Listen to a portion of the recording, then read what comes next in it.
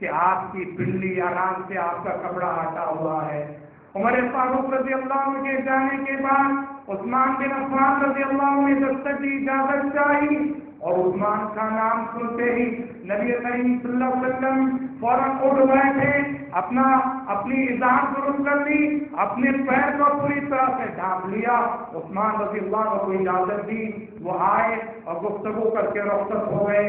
ماں عائشہ صدیقہ رضی اللہ عنہ جو یہ منظر دیکھ رہی تھی، عثمان بن عفان رضی اللہ عنہ کے جانے کے بعد پوچھنے لگی کہ اللہ کے رسول، ابو بکر آئے آپ اسی حالت میں رہے، عثمان آئے آپ عمر آئے اسی حالت میں رہے، پر جب عثمان آنا چاہے تو آپ بیٹھ گئے، اپنی ازار آپ نے درست کر لی، اپنے پیر کو آپ نے ڈھانپ لیا۔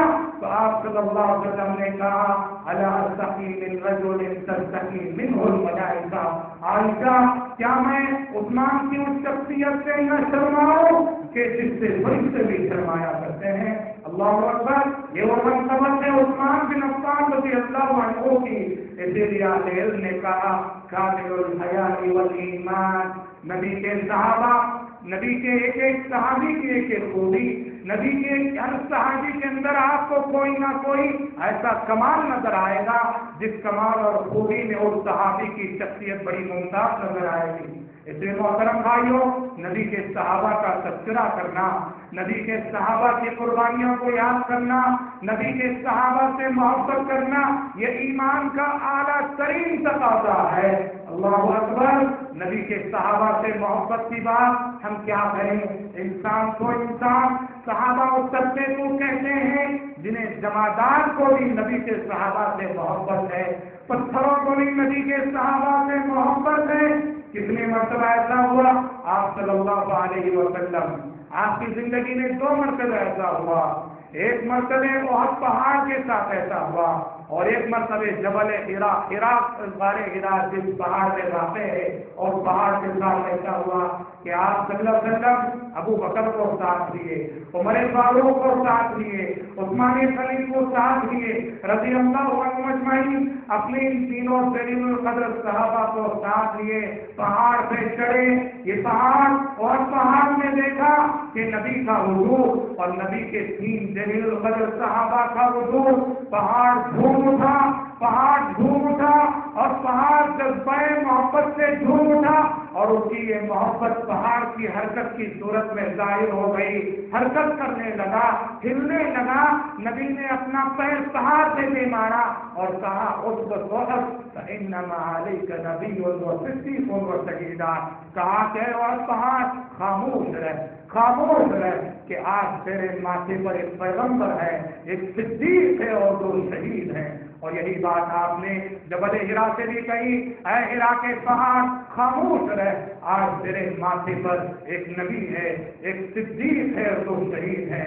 صحابہ وہ طبقہ ہے جن کی محبت انسان کو انسان جمادات کے اندر بھی ہے، پہاڑوں کے اندر بھی ہے، پتھروں کے اندر بھی ہے۔ اللہ اکبر! اور ہونا بھی چاہیے کہ وہ طبقہ ہے جنہیں دنیا ہی میں جیتے جی رضی اللہ عنہم ورضوا عنہ کا اعزاز اور ٹائٹل ملا ہوا ہے۔ عثمان بن عفان رضی اللہ عنہ ان شخصیت کا نام ہے کہ جسے نبی کریم صلی اللہ علیہ وسلم نے اپنی زندگی میں ایک بار نہیں بار بار آپ نے جنت کی بشارتیں دی ہیں۔ اللہ اکبر! کس قدر فخر کرے اس سعادت پر، کس قدر رش کیا جائے اس سعادت پر۔ ایک تو بشارت نبی کی زبانی، اور ایک بار نہیں بار بار جنت کی بشارتیں انہیں ملے۔ نبی کریم صلی اللہ علیہ وسلم جب ہجرت کر کے مدینہ پہنچے، مدینہ پہنچنے کے بعد مسلمانوں کے سامنے مسئلہ آیا کہ پینے کا پانی جو ہے اس کا ملنا بڑا دشوار ہو گیا تھا۔ ایک ہی کنواں تھا مدینے میں، بیر روما کہا جاتا تھا، ایک یہودی کا کنواں تھا، اور وہ پیسہ لے کر پانی بیچا کرتا تھا۔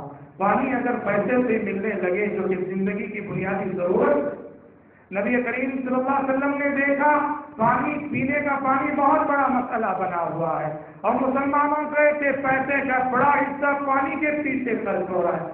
آپ نے کہا کون ہے جو آج بیر روما کو خریدے، اور خرید کر مسلمانوں کے لیے وقف کرے اور میں اسے اس کے بدلے میں جنت کی گارنٹی دیتا ہوں۔ عثمان بن عفان رضی اللہ عنہ آگے آئے اور زیر روما کو اپنے پیسے سے خریدا اور مسلمانوں کے لیے وقف کر دیا۔ اور ایک دوسرا موقع ایسا آیا، نبی کریم صلی اللہ علیہ وسلم کی زندگی میں مسجد نبوی تنگ ہونے لگی، مسجد نبوی تنگ ہونے لگی۔ آپ صلی اللہ علیہ وسلم نے مسجد کو زیادہ کرنی چاہیے، مسجد سے متصل جو زمین تھی وہ خریدنی چاہیے۔ آپ نے اعلان کیا کہ کون ہے جو آج اس زمین کو خرید کر ہمیں دے دے تاکہ ہم اس کو مسجد میں شامل کریں اور اس کے بدلے میں ہم انہیں جنت کی زمان کو جنت کی گارنٹی دیتے ہیں۔ یہاں بھی عثمان بن عفان رضی اللہ عنہ کے بڑھ کر آئے اور وہ زمین خرید کر مسجد کے لیے وقف کر دی۔ اور پھر تبوک کا موقع 9 ہجری میں جب روم کا بادشاہ ہرقل مسلمانوں پر حملے کی تیاری کر رہا تھا، اس خبر کو سن کر نبی کریم صلی اللہ علیہ وسلم کی پالیسی یہ تھی کہ جب کسی دشمن کے بارے میں معلوم ہوتا کہ وہ حملہ کرنے کا ارادہ رکھتا ہے تو آپ صلی اللہ علیہ وسلم دشمن کو سمجھنے اور پھنکنے کا موقع نہ دیتے، قبل اس کے کہ وہ دشمن حملہ کرے آپ خود آگے بڑھ کر حملہ کر دیا کرتے تھے۔ آپ نے تیاری کی اور بڑی، جیسے کہ قرآن مجید نے بھی کہا، ساعۃ العسرہ، بڑی سنگدستی کا موقع تھا، بڑی سنگدستی کا وقت تھا، طویل سفر تھا، ساز و سامان سفر کی قلت تھی، جنگی ہتھیار کی قلت تھی۔ آپ صلی اللہ علیہ وسلم نے اعلان کیا من جہز جیش العسرۃ فلہ الجنہ۔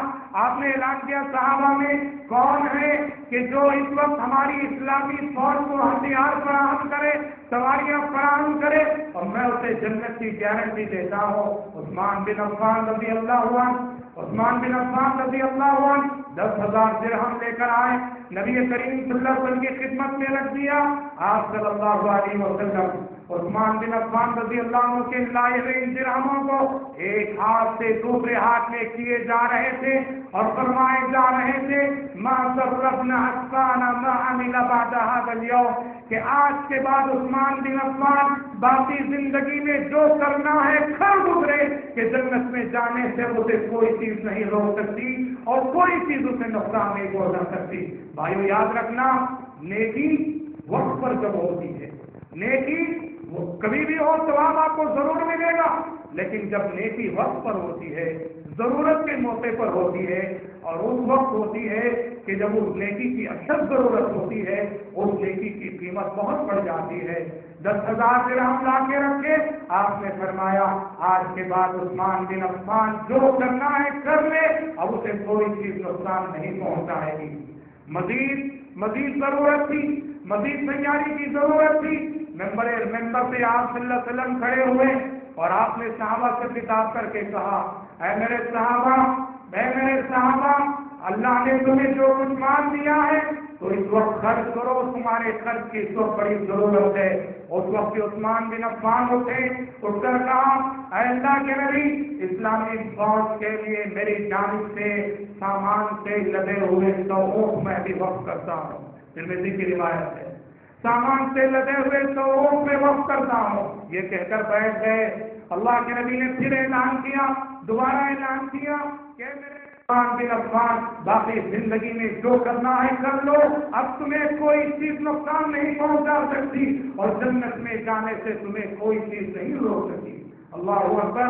اللہ کسی کو مال دے، اللہ کسی کو دولت دے، ایسا دل ملے اور اسلام کے راستے میں دولت کو لٹانے کا ایسا جذبہ بھی دے جو جذبہ کے عثمان بن عفان رضی اللہ عنہ کے دل میں ہمیں نظر آتا ہے۔ آج صدیقی میں ابو بکر صدیق رضی اللہ عنہ کے زمانے میں ایک موقع ایسا آیا کہ غذائی اجناس کی قلت ہو گئی، مسلمانوں کے لیے کھانے کی چیزیں نہیں مل رہی تھیں، مدینے میں قحط کا سا سما بن گیا تھا، قحط کا سا ماحول ہو گیا تھا مدینے میں۔ اتنے میں عثمان بن عفان رضی اللہ عنہ کا تجارتی قافلہ غذائی اجناس سے لدا ہوا آیا۔ مدینے کے جو تاجر تھے، مدینے کے جو کاروباری تھے، انہیں خبر ہوئی عثمان بن عفان رضی اللہ عنہ کے پاس شام سے بہت زیادہ غذائی سامان آیا ہوا ہے۔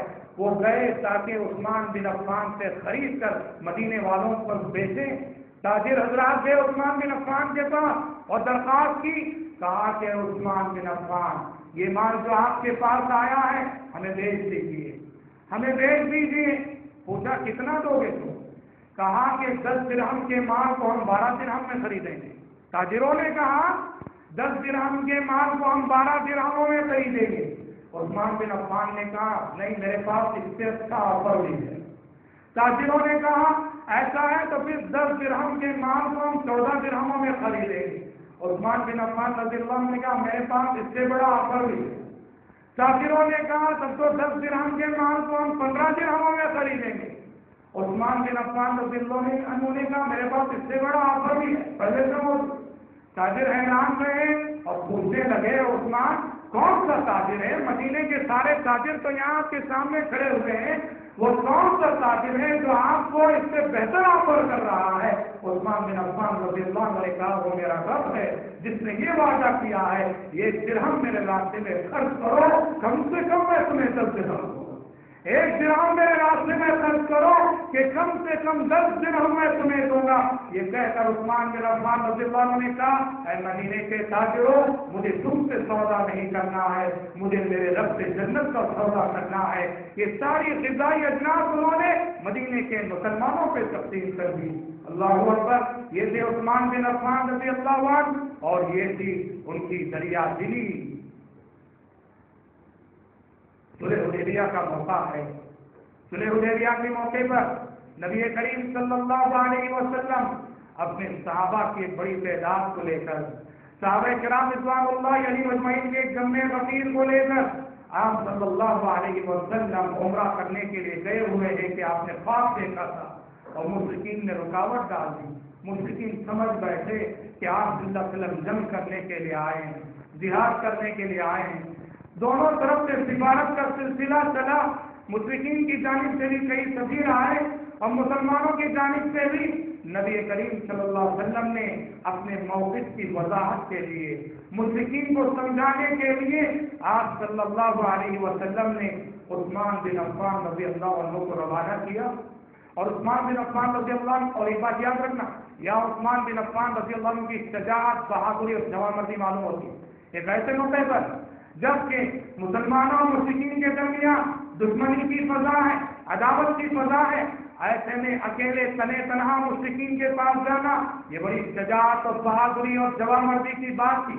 عثمان رضی اللہ عنہ گئے اور اس وقت غلط فہمی سے غلط خبر مشہور ہو گئی کہ عثمان رضی اللہ عنہ کو مکے کے کافروں نے شہید کر دیا۔ اس وقت آپ صلی اللہ علیہ وسلم نے عثمان بن عفان رضی اللہ عنہ کے خون کا بدلہ لینے کے لیے صحابہ کرام رضوان اللہ علیہم اجمعین سے حدیبیہ نامی مقام پر ایک درخت کے نیچے بیعت الرضوان لی تھی۔